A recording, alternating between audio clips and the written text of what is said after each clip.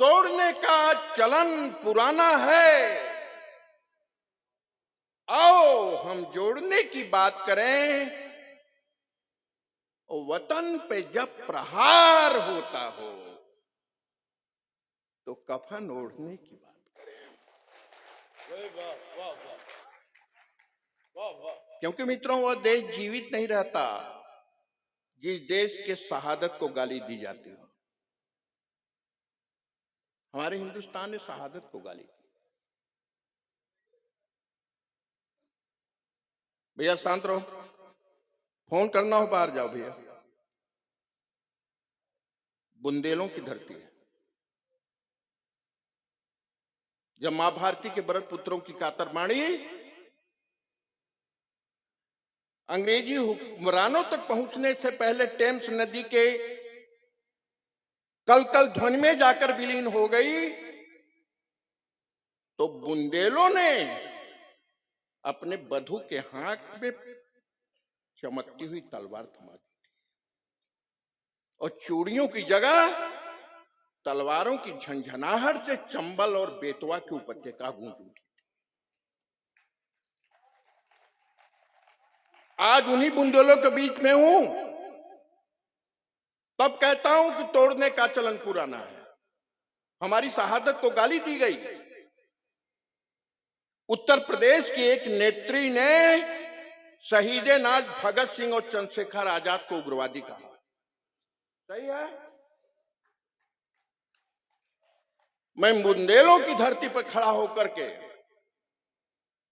मातृशक्ति से एक बात मांगता हूं, एक वरदान मांगता हूं, कहना चाहता हूं, मां को उनकी ताकत का एहसास कराना चाहता हूं और कहना चाहता हूं। कविता प्रारंभ करता हूं कि छत्रपति शिवराज की रणचंडी के चित्तौड़ की तुलजा भवानी, छत्रपति शिवराज की रणचंडी के चित्तौड़ की तुलजा भवानी, क्यों लुप्त होती जा रही बलिदान की गाथा पुरानी। देख तेरे पुत्र गांधी के जिगर में आज तक गोली फंसी है। देख तेरे पुत्र गांधी के जिगर में आज तक गोली फंसी है। राजगुरु सुखदेव बिस्मिल भगत सिंह की आज तक गर्दन कसी है। रक्त में डूबे हुए इतिहास के पन्ने गवाही दे रहे हैं। खोपड़ी में चंद्रशेखर की जहां गोली धंसी है। रक्त में डूबे हुए इतिहास के पन्ने गवाही दे रहे हैं। खोपड़ी में चंद्रशेखर के जहां गोली धंसी है। और खींच ले मां सिर फिरी वाचाल महिला की जुबां को। खींच ले मां सिर फिरी वाचाल महिला की जुबां को। आज जो बेशर्मियत की पार वादी कर रही है। खींच ले मां सिर फिरी वाचाल महिला की जुबां को। आज जो बेशर्मियत की पार वादी कर रही है।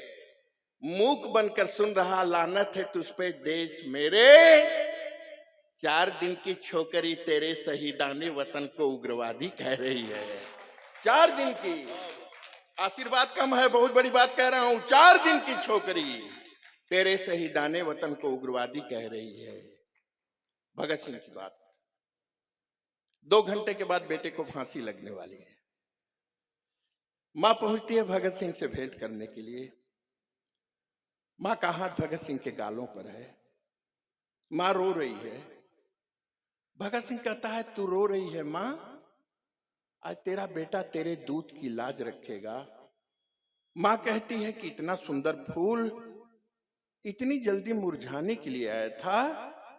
बेटे भगत, अभी तूने जीवन में देखा ही क्या है।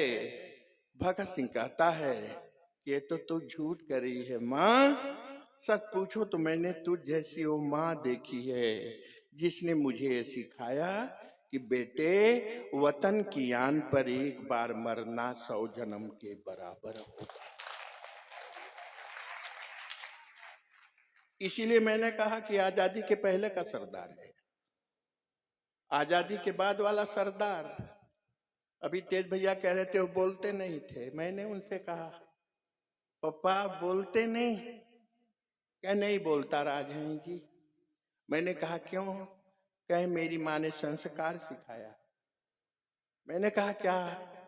भगत सिंह की माँ ने संस्कार सिखाया कि बेटे वतन की आन पर एक बार मरना 100 जन्म के बराबर होता है। आजादी के बाद वाले सरदार से मैंने पूछा कि आप बोलते नहीं? कहे मेरी माँ ने संस्कार सिखाया। मैंने कहा क्या संस्कार सिखाया? सरदार जी ने कहा कि माँ ने सिखाया मुझे कि बेटे खाते वक्त बोलना नहीं चाहिए। अरे यार, आशीर्वाद कम है यार, आशीर्वाद कम है, बहुत बड़ी बात मैंने कह दिया। मित्रों, 1947 को हमें आजादी मिली, लेकिन आज 76 साल हो गए, उस आजादी का सवेरा हमको और आपको देखने को नहीं मिला। क्या देखा 76 साल में? हमने सामाजिक न्याय को पंग होते हुए देखा। हमने कूड़े के ढेर पर दाना बीनते हुए नंग धड़ंग बचपन को देखा। हमने पेट खलाए हुए पत्थर तोड़ते हुए मजदूरों को देखा। भूख से बिलबिलाते हुए किसानों को देखा। लहूलुहान अवस्था में सांप्रदायिक सद्भाव को देखा। लोक लाज हया के बटन को खोलते हुए गांव को देखा। संस्कार और संस्कृति के जिसमें नुकीले दांतों को गड़ाए हुए पाश्विक प्रवृत्ति को देखा।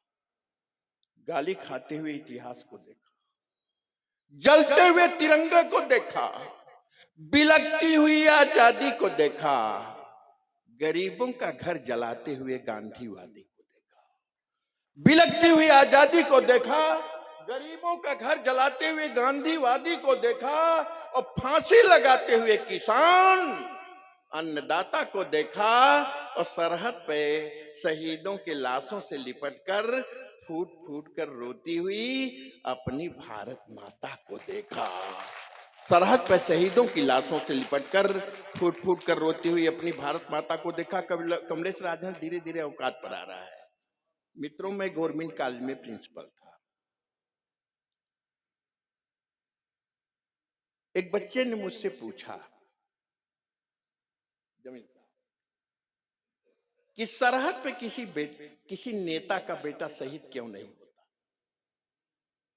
यह रामलीला का मंच है, प्रबुद्ध लोग बैठे हुए हैं, राष्ट्रवाद बैठा हुआ मेरे सामने। प्रश्न है कि नहीं है? एक बच्चे ने मुझसे प्रश्न पूछा कि सर, सरहद पे किसी नेता का बेटा शहीद क्यों नहीं होता? मैंने कहा बेटे, पवित्र स्थानों पर बेशर्म के फूल नहीं चढ़ाए जाते। पवित्र स्थानों पर बेशर्म के फूल नहीं, पवित्र स्थानों पर बेशर्म के फूल नहीं चढ़ाए जाते। एक लड़के का विषय ज्ञान लेने के लिए मैंने उससे प्रश्न किया। सुना आ रहा हूं धीरे धीरे। अब एक साथ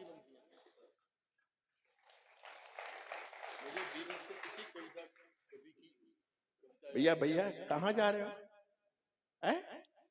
मेरी ही कविता पर करना था तुम?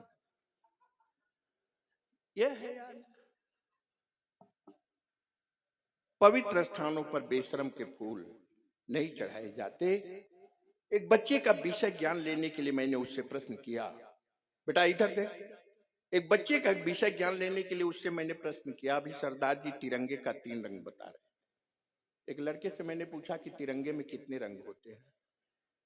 उन्होंने कहा सर 5 रंग होते हैं। मैं उसको मारने के लिए दौड़ा लिया। मैंने उसको मारने के लिए दौड़ा लिया। मैंने कहा बदतमीज, तिरंगा 3 रंग का होता है, तू 5 रंग करता है। क्या नहीं सर 5 रंग होते हैं। मैंने कहा सिद्ध कर, बहुत पीटूंगा। उसने कहा सर ऊपर का केसरिया 1, नीचे का हरा 2, सफेद 3, चक्र 4। मैंने कहा 5वां बता। उसने कहा सर लाल रंग का धब्बा। मैंने कहा लाल रंग का धब्बा कैसा? बच्चे ने कहा सर, पापा जब सरहद से शहीद होकर लौटे थे तिरंगे में लिपट कर, तो उस तिरंगे पर उनके खून का धब्बा था। उसी दिन से मैंने जाना कि तिरंगे में था।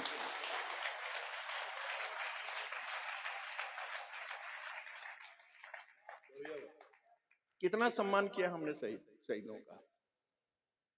एक जलता हुआ सवाल उठाता हूं राठ के राष्ट्रभक्त लोग कि सरहद पे जो लहू बहा उसका प्रतिदान कौन देगा? सरहद पे जो लहू बहा उसका प्रतिदान कौन देगा? जिस आंचल का दीप बुझा उसकी संतान कौन देगा? सरहद पे जो लहू बहा, भैया बैठ जाओ यार, ये क्या, बैठ जाओ। सरहद पे जो लहू बहा उसका प्रतिदान कौन देगा? जिस आंचल का दीप बुझा उसकी संतान कौन देगा? जिन बहनों की लाज लुट गई उनका मान कौन देगा? जिन मांगों की जोत बुझी उनको दिनमान कौन देगा? जिन मांगों की जोत बुझी उनको दिनमान कौन देगा? बिलख रहे बच्चों के होठों पे मुस्कान कौन देगा? जूझ गया पापा बिटिया का कन्यादान।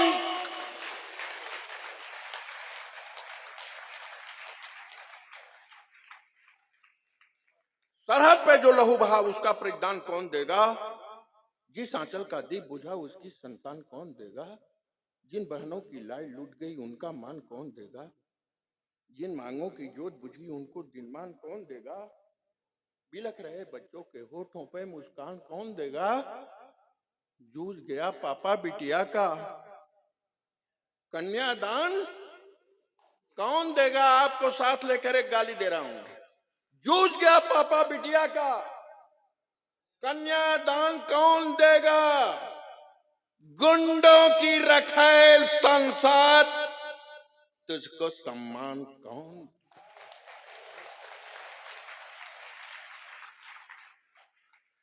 गुंडों की रखेल संसद तुझको सम्मान कौन देगा? खुद गर्जों के हाथों में पुरखों की आंख कौन देगा? ऐसे लोगों के कहने से अपनी जान कौन देगा? सरहद जब आवाज लगाएगी बलिदान कौन देगा?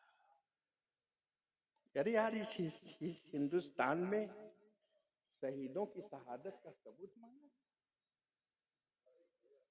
हिंदुस्तान अभी जिंदा है। इसकी शुरुआत 1947 में हो गई। राष्ट्र के प्रबुद्ध लोगों, भदौरिया जी बैठे हुए हैं, जमील राठवी जी बैठे हुए हैं, बादल जी बैठे हुए हैं, सारे लोग बैठे हुए हैं। हिंदू शोणित की लाली से झेलम का पानी लाल हुआ। लाशों के सौदागर बोलो क्यों तुझको नहीं मलाल हुआ? 48 का खूनी मंजर अब भी अतीत दोहराता है। घायल खंडित भूगोल मेरा उस दिन की याद दिलाता है जब सिंध हो गई लाल लाल हिंदू शोणित की लाली से, और खिले फूल जब अलग हो रहे थे रिश्तों की डाली से। सौहार्द प्रेम का कत्ल हुआ नानक कबीर की धरती पर। आजादी बिलक बिलक रोई थी असहायों की अर्थी पर। इतिहास खड़ा हो देख रहा था अपनी रोक उस आंसों को। भूगोल गिन रहा था उंगली पे असहायों की लाशों को। कुर्सी पे बैठे हुए लोग घड़ियाली अश्रु बहाते थे, उनका भी हृदय नहीं पिघला जो राष्ट्रपिता कहलाते थे।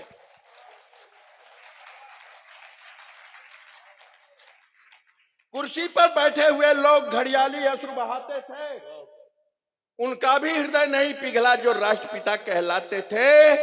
लाशों को सिरहाने रखकर तभी जननायक सोया था। केवल पटेल सा राष्ट्रभक्त सिर पीट पीट कर रोया था। भाई वाह वाह। लाशों को सिरहाने रखकर तभी जननायक सोया था।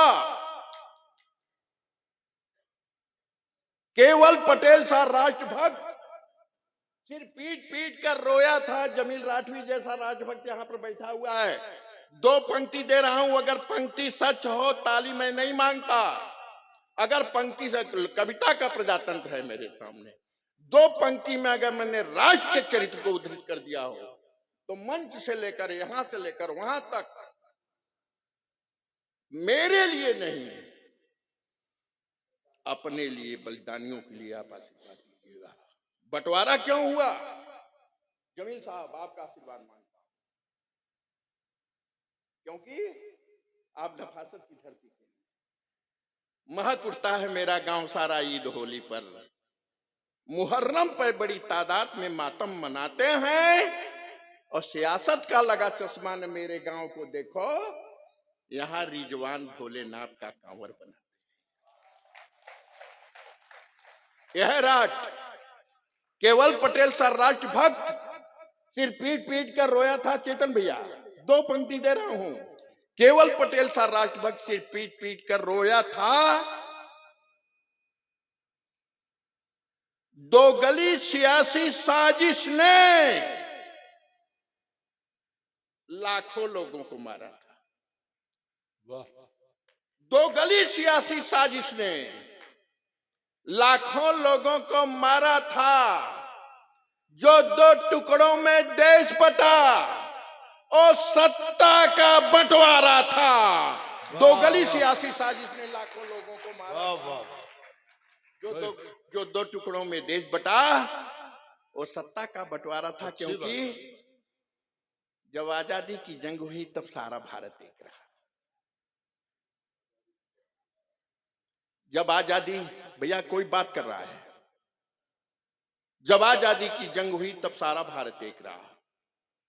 बंधुत्व भाव से रहते थे, व्यवहार हमारा नेक रहा। हम एक दूसरे के गम को मिलजुल कर बांटा करते थे। हम एक साथ दुख की रातों को मिलकर काटा करते थे। हम एक साथ मिलजुल कर सके सारा त्योहार मनाते थे। बाहों से बाहें मिलती थी, हम धन धन्य हो जाते थे। हम एक दूसरे की राहों में फूल वफा के बोते थे। हम कभी अलग जब होते थे तब फूट फूट कर रोते थे। जब शादी या निकाह में हर घर की महिलाएं जाती थी, जब दूल्हे के स्वागत में सब मिलजुल कर गीत सुनाती थी, जब हिंदू बहन विदा होती थी, मुस्लिम भाई रोता था। वो मंजर याद कीजिए कि जब कोई हिंदू कन्या विदाई के लिए सुहाग चौक पर बैठती थी तो अमीना नाम की कोई चुड़ियारी चाची आती थी। वो बिटिया की कलाइयों को हरी हरी चूड़ियों से भर देती। दोनों चुड़ियारी चाची की आंख बिटिया की आंख से मिलती थी। दोनों आंखों से गंगा जमुना की अजस्र धारा बहती थी। चाची रोती थी और बिटिया के लिए मंगल कामना करती थी। चाची गाती थी बिटिया के लिए कि बनो तेरी अखियां सुर में दानी। और वह हिंदू कन्या विदाई का कालजयी गीत लिखने वाली बैठी हुई है कीर्ति जी। बनो तेरी अखियां सुर में दानी।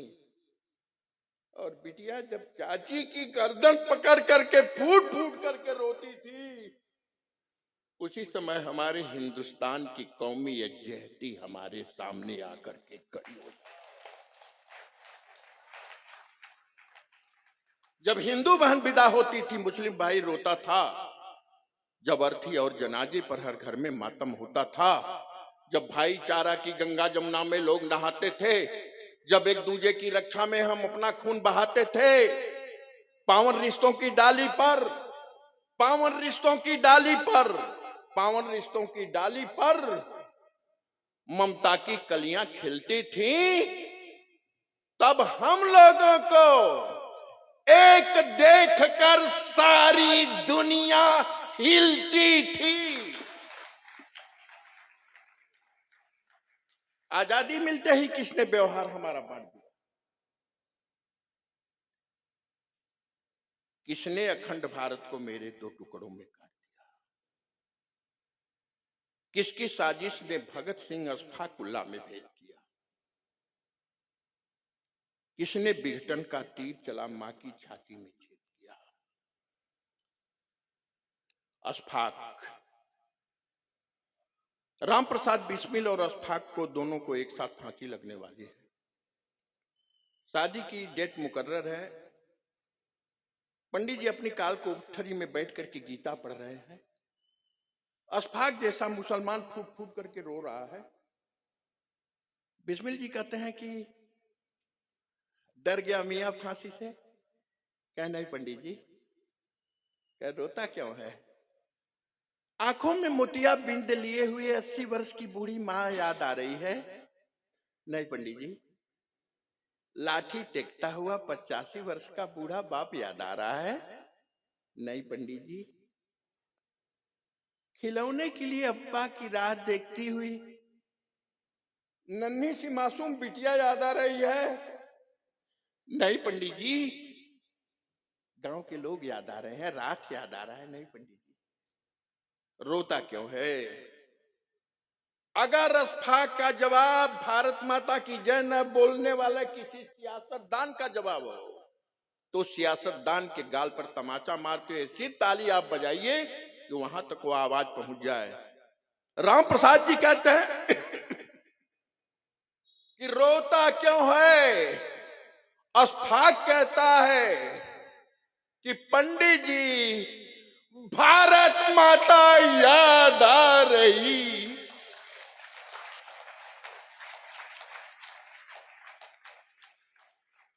रोता क्यों है? भारत माता याद आ रही है। रोज शाम देती है, रोज सुबह देती है। जिंदगी तैर सके ऐसी सतह देती है। मेरी ये माता मेरे देश की मिट्टी यारों, बाद मरने के भी सीने में जगह देती है।